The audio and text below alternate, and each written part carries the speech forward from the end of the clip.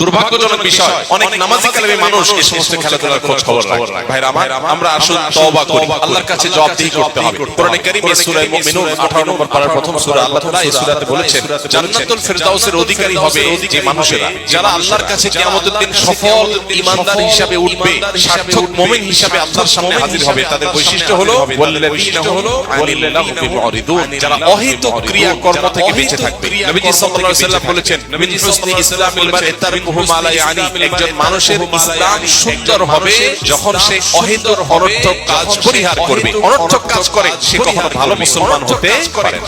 এজন্য ভাই, খেলাধুলা যেটা আমার পার্থিব কোনো উপকার বয়ে আনছে না, আখিরাতের কোনো উপকার তো নাই, এরকম একটা অহেতুক কাজের পেছনে শত সহস্র হাজার হাজার ঘন্টা বরবাদ করা, এই উন্মাদনার পেছনে লক্ষ লক্ষ কর্মঘণ্টা ধ্বংস করা, আমাদের শিক্ষা, আমাদের কর্ম, আমাদের অর্থনীতি, আমাদের সবকিছুর জন্য যেটা ধ্বংসাত্মক, যেটা আপাত দৃষ্টিতে কোনো উপকারিতা নেই বললে চলে, এরকম একটা উন্মাদনার পেছনে একটা জাতির বড় অংশ ঝাঁপিয়ে পড়বে।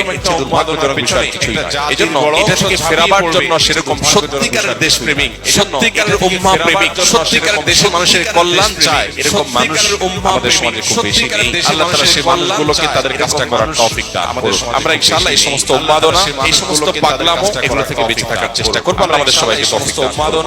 এই সমস্ত পাগলামো এগুলো থেকে বেঁচে থাকার চেষ্টা করব। আল্লাহ আমাদের সবাইকে তৌফিক দান করুন। এই ভিডিওটা যদি আপনার একটু উপকার করে থাকে তাহলে চ্যানেলটার সাথে থাকবেন।